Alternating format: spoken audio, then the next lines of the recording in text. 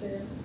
Well, I've been to several meetings with the community board, and I'm well aware of a lot of things that they have fought for to get done about the housing, where the young lady came down and other events. So I'm very familiar with what's going on right now. One of the things I found out recently that was upsetting to me was that there's actually a program that HUD has where they actually pay your mortgage for 15 years, and you can be a Section 8 person who's in Section 8.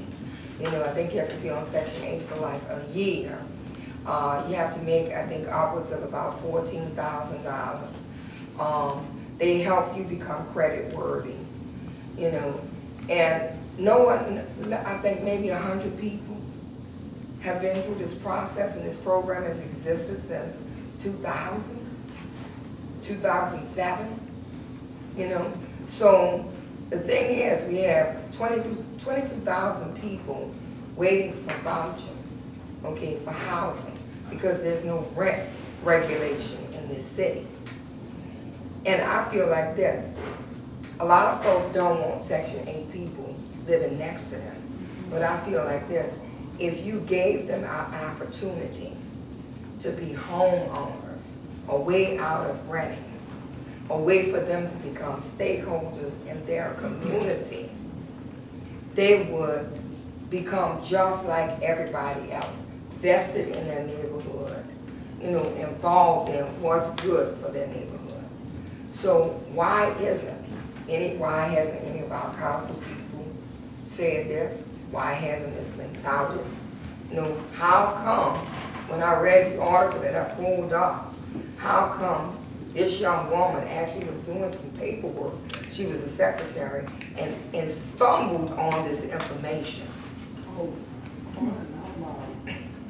You know, so even though we have lots of folk, we have the NFL, came to the Lower Ninth Board recently, wants to build 3 houses by 2013 with a promise of 37 more houses. What I asked was, are these houses going to be truly affordable? Because the other thing, the other side of the coin is, no one's hiring our folk. You have millions and billions of dollars still flowing through the city at these job sites. And contractors actually are fulfilling their requirement of the criteria that the city sets forth for Section 3 workers, because some of this funding mandates that you hire folk, but what's happening, contractors are saying they're fulfilling it or they fulfilled it, and they come to meetings and they say, oh, we already have our crew. So at best, we might hire 2 or 3 people. So what we did, we met with the city, and they said create a database and get people to fill out applications and bring information. And that's what we did. But yet, we are still not seeing our folk on these job sites. We see 1 or 2 of our people at the beginning of the job, and then as the jobs progress, we see less and less.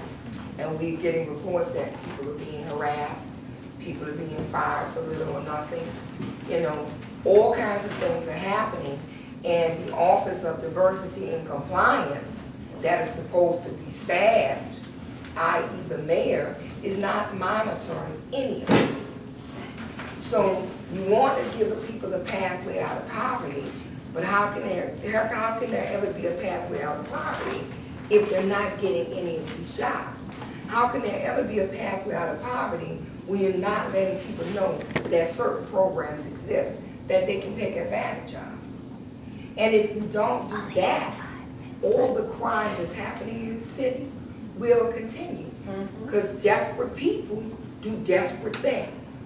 And they don't always look around their neighborhood and say, well, I'm gonna rob somebody here, because everybody's in the same boat they're in. So what they do, they go to areas of the city that have not been crime-ridden, and they do these things.